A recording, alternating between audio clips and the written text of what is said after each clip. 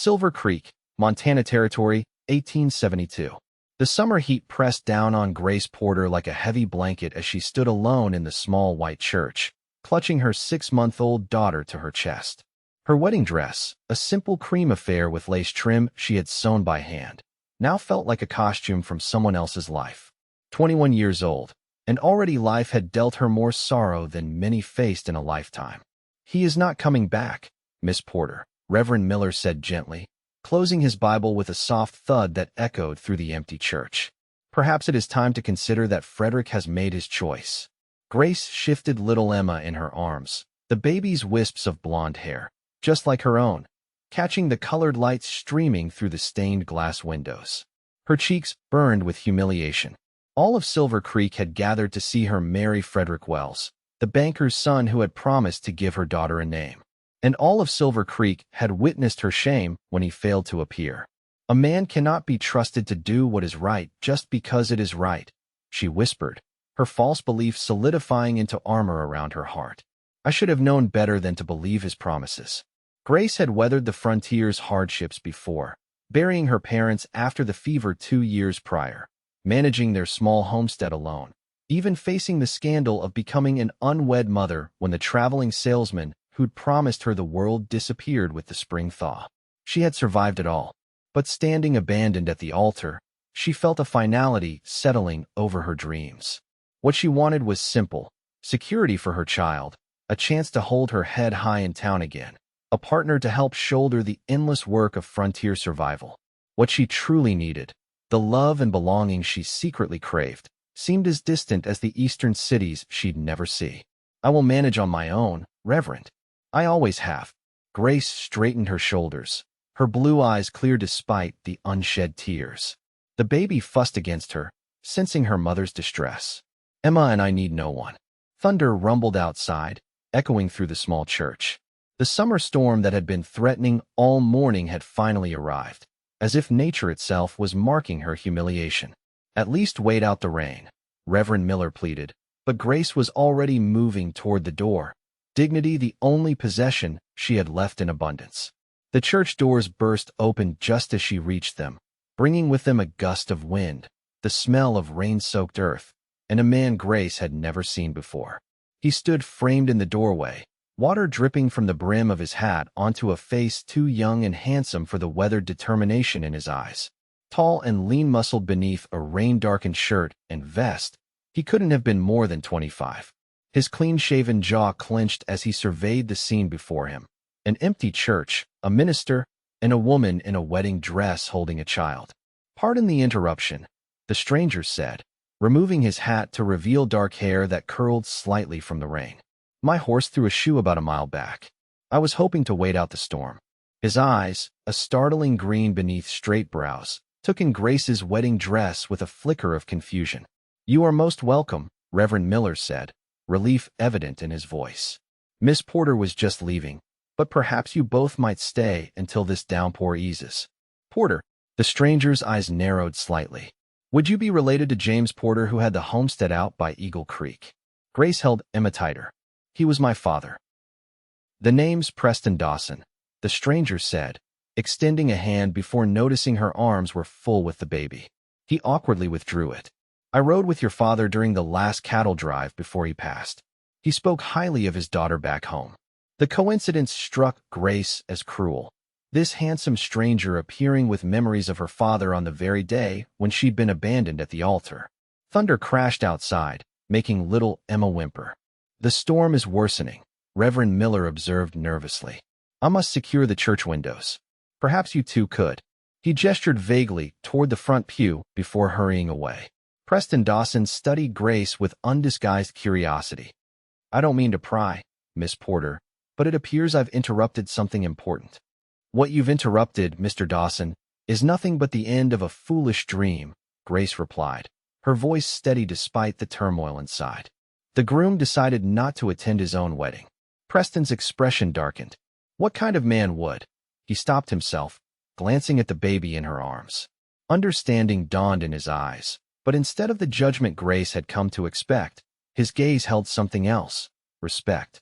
"Your father once told me his daughter was the strongest person he knew." Preston said quietly. Seems he was right. Outside, the rain began to pour in earnest, drumming against the roof and windows.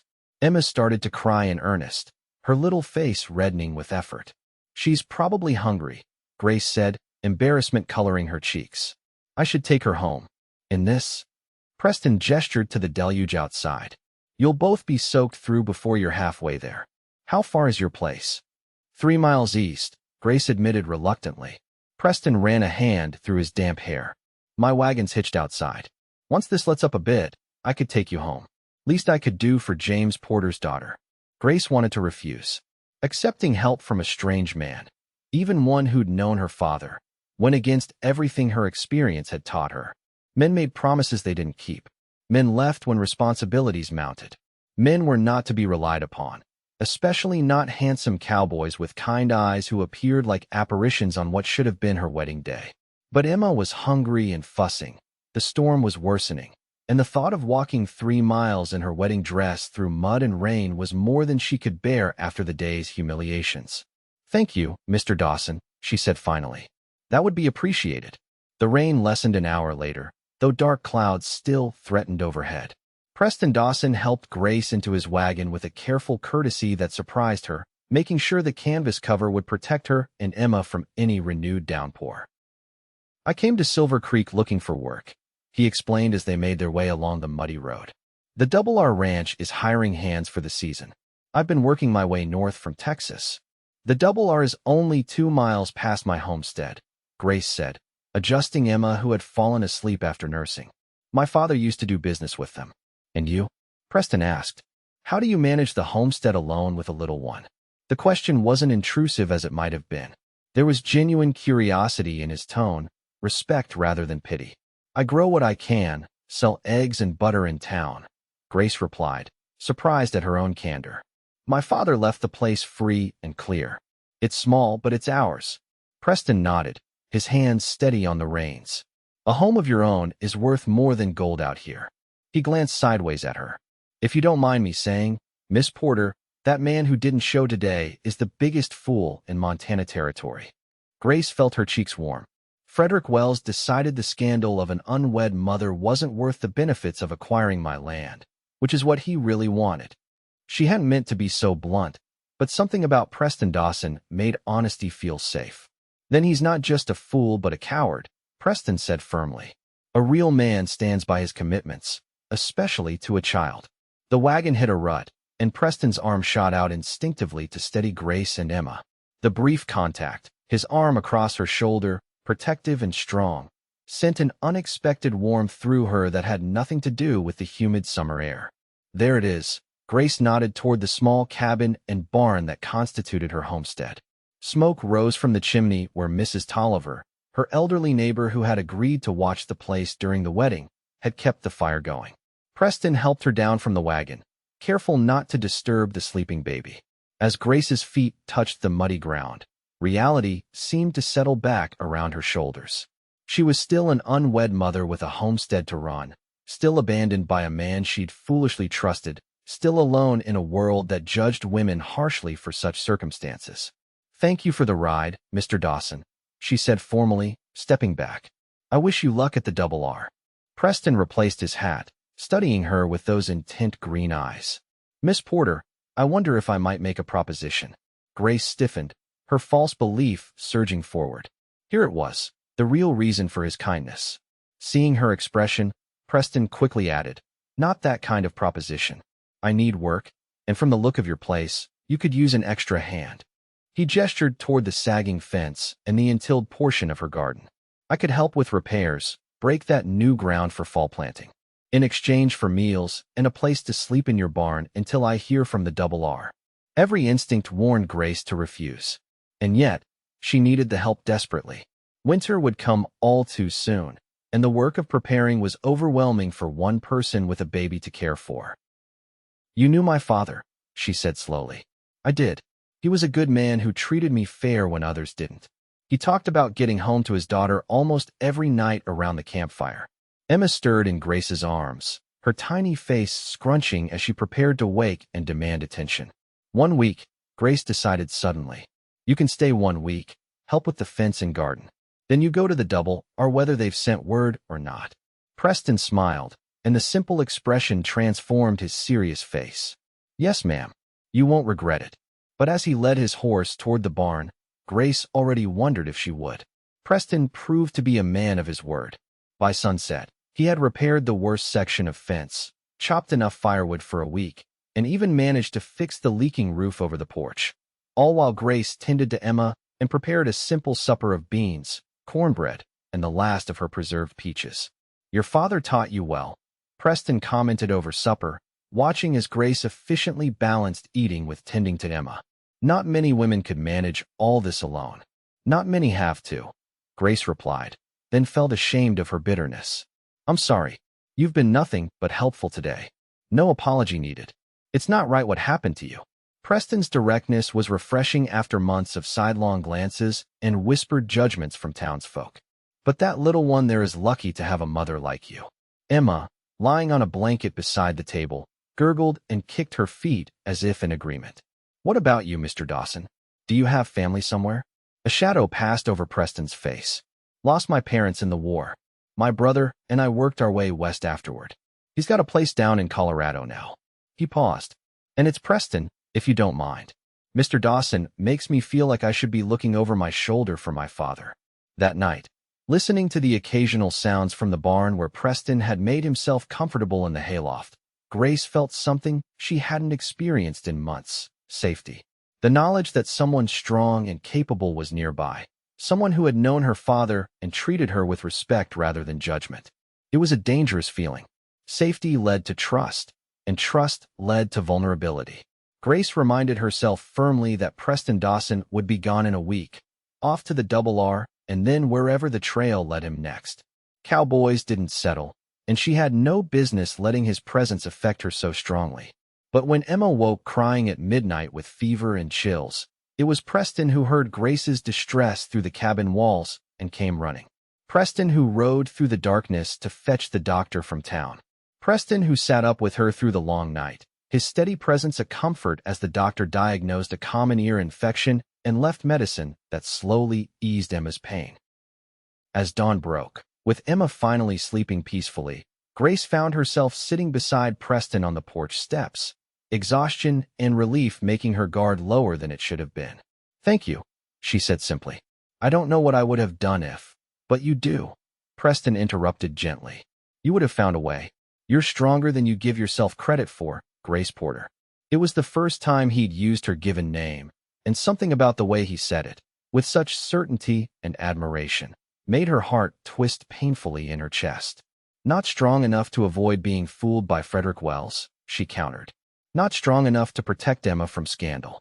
Preston was quiet for a moment, watching the sunrise paint the eastern sky with gold and pink. My brother was the smart one, he said finally. Always telling me I trusted too easy, saw the good in folks who didn't deserve it. During the war, I got captured because I believed a man who said he knew a safe path through enemy territory. Grace turned to look at him, surprised by this revelation. Spent 8 months in a prison camp, Preston continued, his voice matter of fact. Came out convinced Thomas was right. Trust gets you killed. But that's no way to live, Grace. Closing yourself off from everyone because one person betrayed you. It wasn't just Frederick, Grace admitted. Emma's father, a traveling salesman named Henry, promised me the world. Said he was coming back with a ring once he finished his route. I never saw him again. Preston's jaw tightened. Men like that deserve a reckoning. Maybe, but Emma doesn't deserve to pay the price for my poor judgment. Preston looked at the sleeping baby visible through the open doorway. That child is blessed, not cursed. She has a mother who would face down the whole world for her. Some children born to proper marriages don't have half that much love. His words touched something deep inside Grace, a truth she hadn't allowed herself to acknowledge. Her love for Emma was pure and complete, regardless of the circumstances of her birth. Perhaps that was worth more than the approval of Silver Creek society. The week passed too quickly. Preston repaired the entire fence, broke new ground for fall planting, and even managed to repair the wagon wheel that had been cracked since spring. Each day, Grace found herself watching him work, admiring not just his strength, but his quiet competence, his gentle way with Emma, who seemed fascinated by the deep rumble of his voice. Each evening they shared supper and conversation. Grace learned about his time in the war, his dreams of having his own ranch someday, his skill with horses that had earned him jobs across 4 territories. In turn, she shared stories of her childhood, her mother's recipes, her hopes for Emma's future. The night before Preston was to leave for the Double R, Grace found herself dreading morning in a way that alarmed her. She had grown accustomed to his presence too quickly, had allowed herself to depend on his help and company in a way that would only make his inevitable departure more painful. "I received word from the foreman today," Preston said as they sat on the porch after Emma was asleep. The summer evening was warm and fragrant with wildflowers. "They want me to start Monday." "That's good news," Grace said, forcing brightness into her voice. "The Double R is one of the best spreads in the territory." Preston nodded, but seemed distracted. "Grace, there's something I've been meaning to tell you." He turned to face her, his expression serious in the fading light. "I didn't just happen upon Silver Creek by accident." Grace felt a chill despite the warm evening. "What do you mean?" "Your father and I rode together on his last drive, that part's true. But before he died, he asked me to check on you if I was ever near Silver Creek. Made me promise." Preston looked away, as if ashamed. "I should have come sooner, but the war left me with no taste for making connections. I kept finding reasons to delay." Grace absorbed this revelation, emotions warring within her. "So you came because of a promise to a dying man, not coincidence." "I came to fulfill a promise," Preston agreed. "But I stayed because—" He hesitated. "Because I've never met anyone like you, Grace Porter. The way you face each day with courage, the love you have for your daughter, the kindness you've shown to a stranger, it's rare in this world." The confession hung between them, fraught with possibilities neither had dared acknowledge. "I'm leaving for the Double R tomorrow," Preston continued. "But I'd like your permission to call on you properly, to see if there might be something worth building between us." Grace's heart raced, hope battling with hard-learned caution. "Preston, I have a child. I've been left twice by men who made promises. I'm not them," he said simply. "I can't undo what they did, but I can show you that not all men break their word. One day at a time." Grace thought of all the reasons to refuse: the risk of being hurt again, the town's gossip that would only intensify, the vulnerability of letting someone new into Emma's life.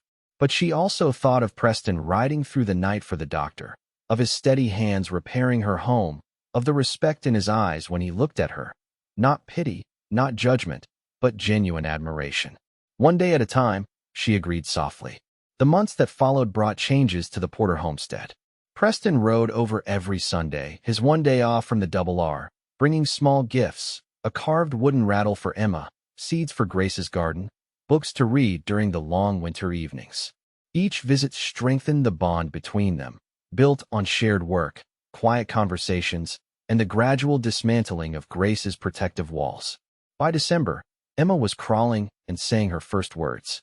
The first time she reached for Preston, babbling "Press" with determination, Grace saw tears in his eyes that he quickly blinked away.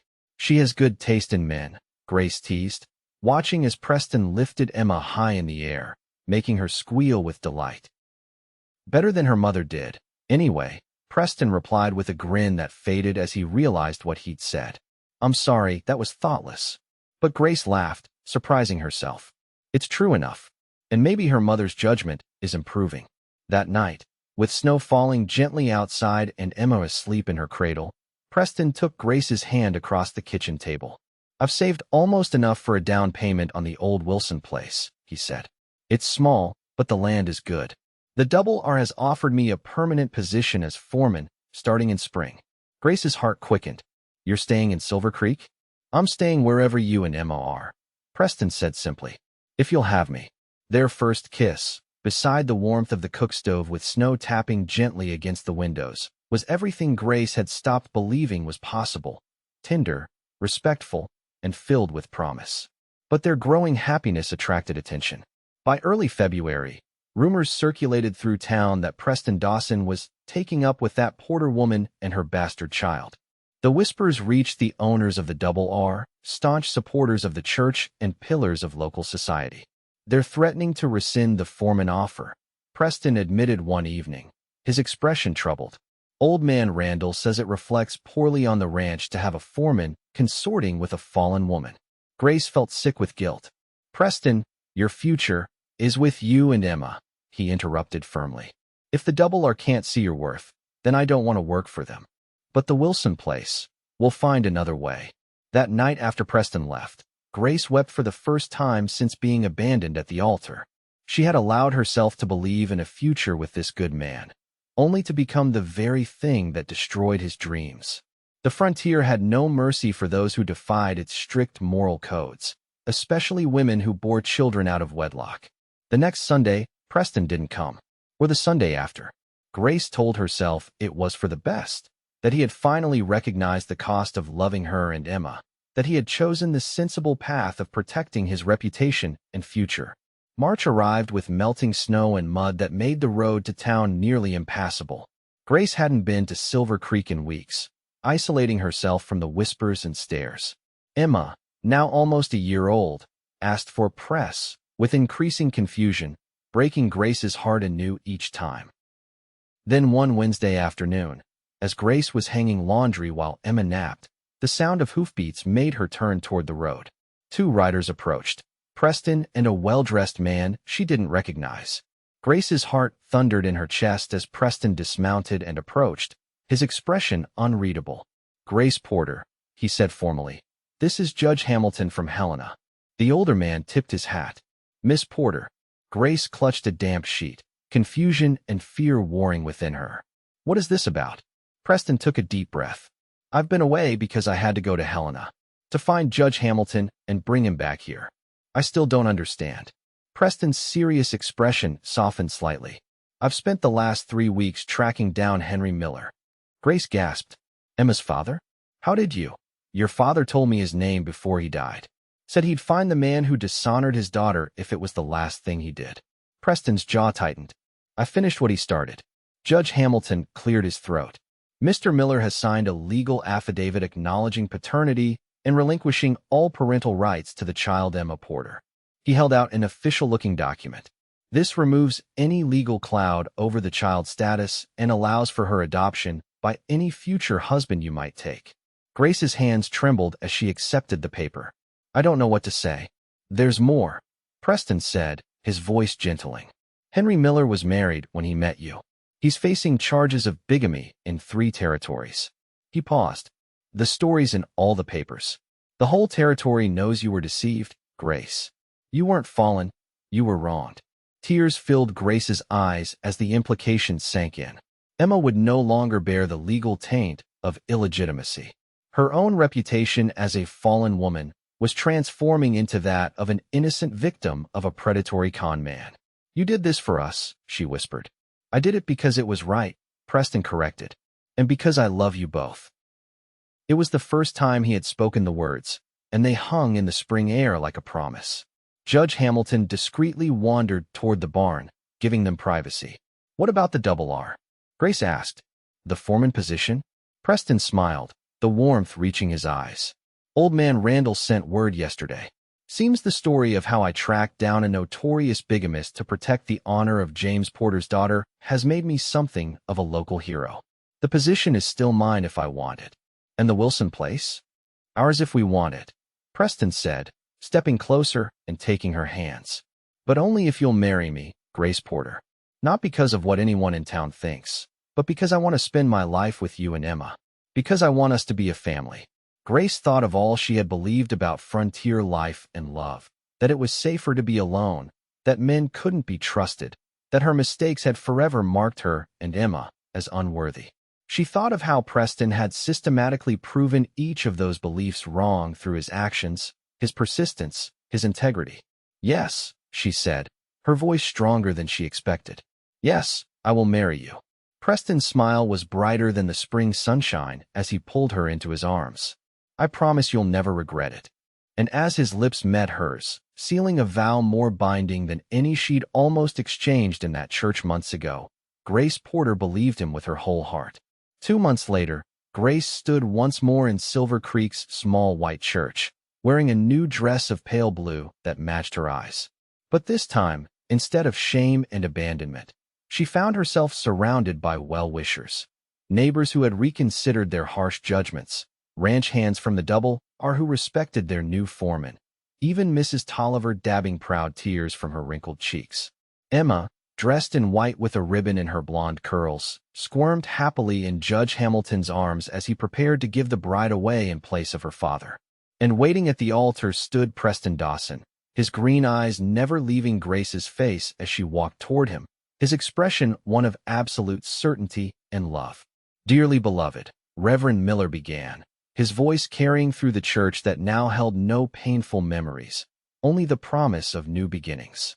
As they exchanged vows, Grace thought of how completely her world had transformed since that rainy day when Preston had walked into the church and into her life.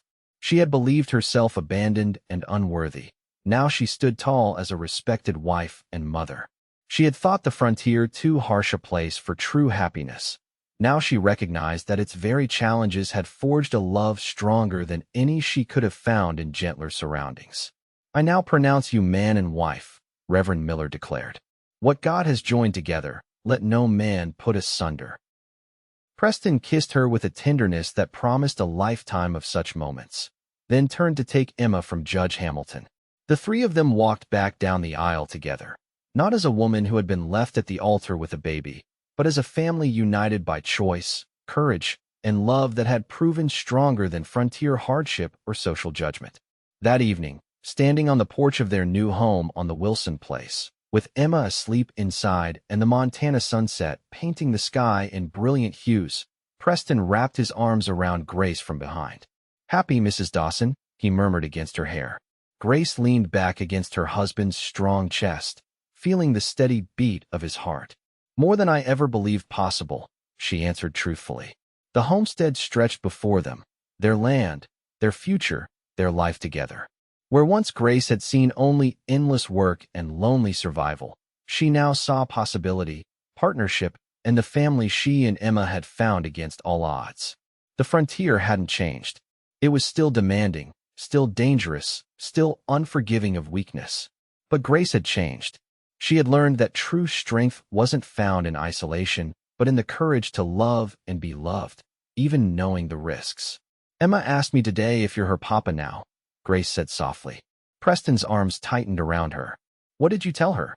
"That you've been her papa since the moment you rode through that storm to find us," Grace replied. "The papers just made it official." As twilight deepened into night, with crickets singing in the tall grass and stars appearing one by one overhead, Grace Porter Dawson stood in the circle of her husband's arms, finally home in every sense of the word. The cowboy who had walked into that church on her darkest day hadn't just changed everything. He had revealed the truth that had been waiting all along. That even on the wild frontier, love could take root, flourish, and transform two wounded souls into a family strong enough to weather whatever storms might come.